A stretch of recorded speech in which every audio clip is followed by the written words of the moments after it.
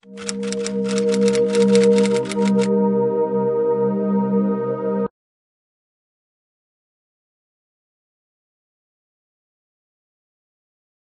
en primer lugar habría que ver qué implicaciones podría tener o qué posibilidades de supervivencia puede tener el chavismo a la muerte de Chávez y qué ha implicado el chavismo en la región.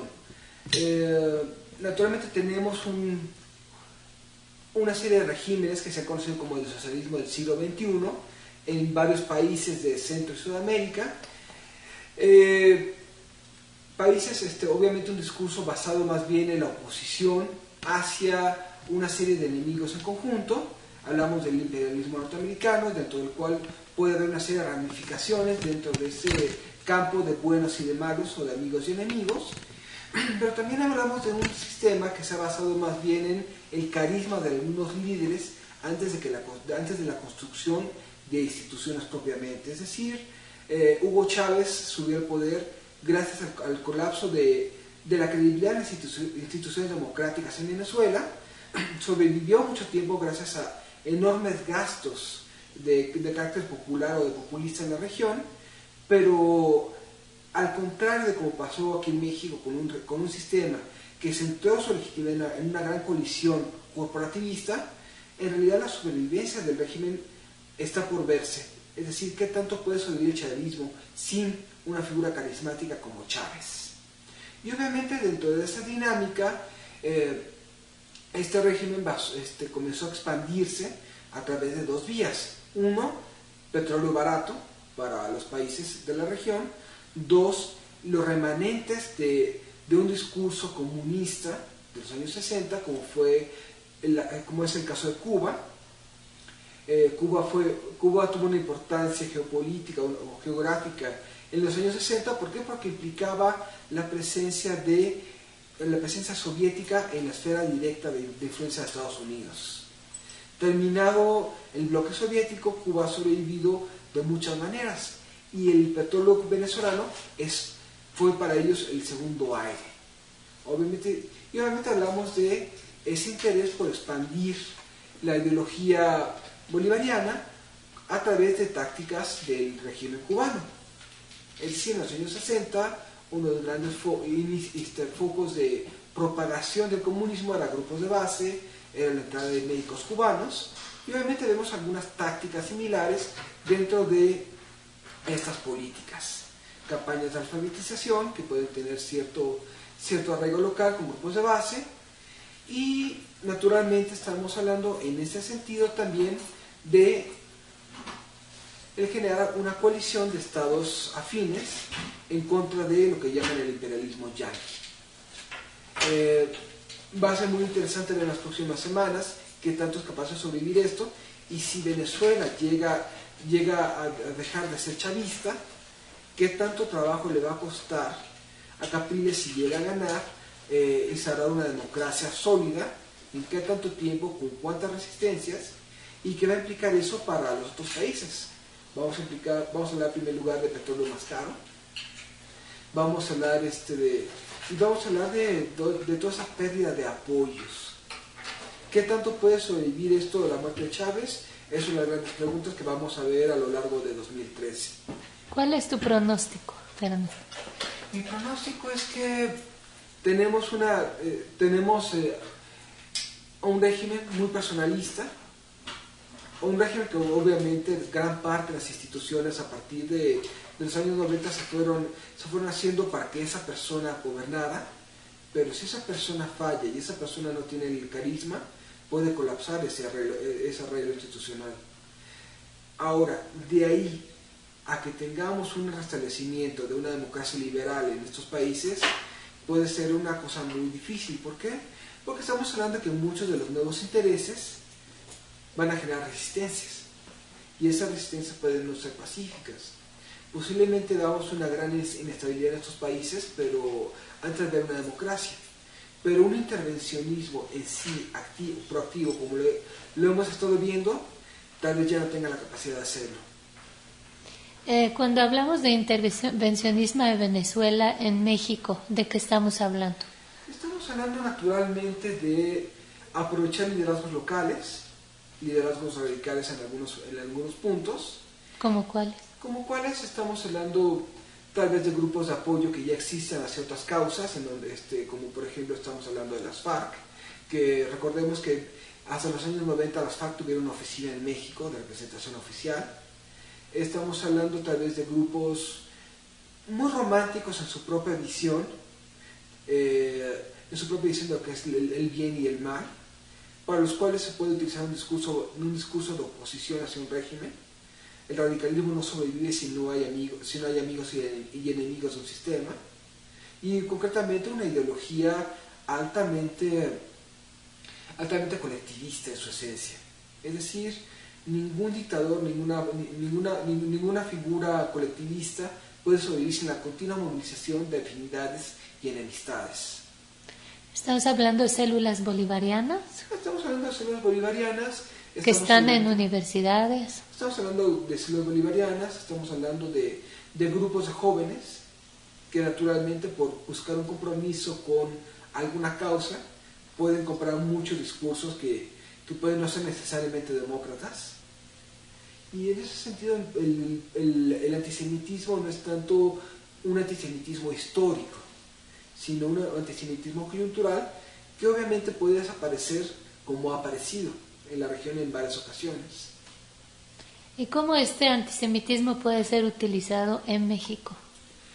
Bueno, si hablamos de que el judío es parte de toda esta trama de intereses, no podemos hablar de un antisemitismo activo, como tampoco podemos hablar tal vez de una intervención directa de grupos integristas islámicos. Estamos demasiado lejos para un ataque, por ejemplo, pero sí puede ser parte de este tipo de estas concepciones de alianzas. Es decir, Irán no puede movilizar tropas hasta la región.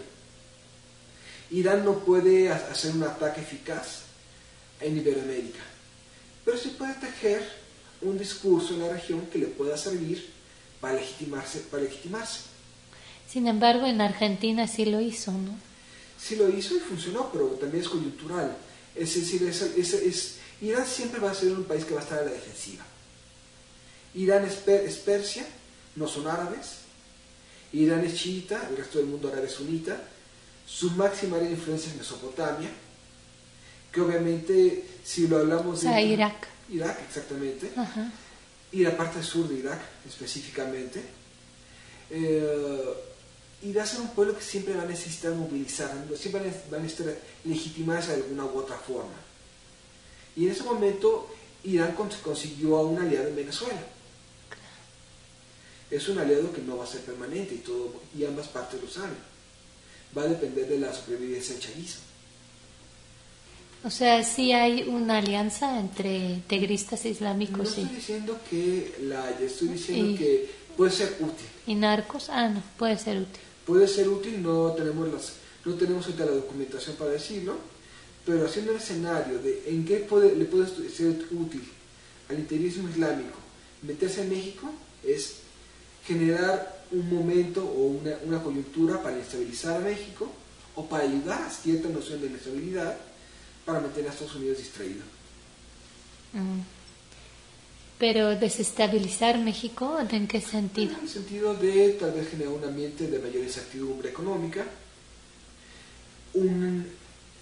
Tampoco vamos a hablar de tirar al régimen, pero sí tal vez de generar alguna noción de que no es atractivo México para negocios. Es decir, estamos hablando de que dentro de los estándares, dentro de las mediciones, dentro de los índices de competitividad está la capacidad de México para generar seguridad. Y obviamente un Estado mexicano con una percepción de debilidad implica también una pérdida de credibilidad para instituciones democráticas. Y una debilidad extrema de instituciones democráticas expone a México a lo que hemos estado viendo en otros países de la región. Liderazgos carismáticos que pueden resolverlo todo por arte de magia, que no resuelven nada y dejan las cosas peores. Pero entre lo que la gente se da cuenta de que son soluciones subóptimas, pueden pasar varias décadas. Hemos tenido incidentes terroristas, hemos tenido que el EPR ha dinamitado ductos, hemos visto que el narco ha utilizado tácticas terroristas para legitimarse, sí, para posicionarse. Y obviamente, ¿qué es el terrorismo? Son ataques a población civil de bajo impacto para resquebrajar la confianza en las instituciones. Y en ese sentido es una labor, en ese sentido hemos visto en los países europeos durante los años 70 que el Estado comenzó a ganar la batalla hablando claro. Es decir, puede no ser la mejor, puede ser una solución coyuntural, limitar libertades, como pasó en Estados Unidos, pero no es una solución de fondo, si queremos hablar de la supervivencia de una democracia. Es necesario comenzar a hablar de derechos humanos, es necesario hablar de por qué México es relevante para un ataque terrorista, es necesario hablar de que esto no tiene por qué implicar un radicalismo del otro lado, radicalismo de Fuerzas Armadas. Estamos hablando de que es necesario respetar derechos humanos y es necesario no generar pánico. Un Estado democrático necesita confianza en instituciones. Por lo tanto, estamos hablando de un tema que tal vez necesitaríamos comenzar a hablar en serio, comenzar a hablar con detalles, si lo que queremos es, uno, preparar a la población en caso de un desastre humano, terrorismo quizás, generar confianza para limitar rumores, generar confianza para que el Estado pueda realmente ser sólido al momento no solamente de atender a la población, sino generar confianza. Y es muy útil y es muy necesario hablar claro de esto, hablar con claridad de estos temas. Aquí el integrismo islámico, al menos el integrismo de origen sunita,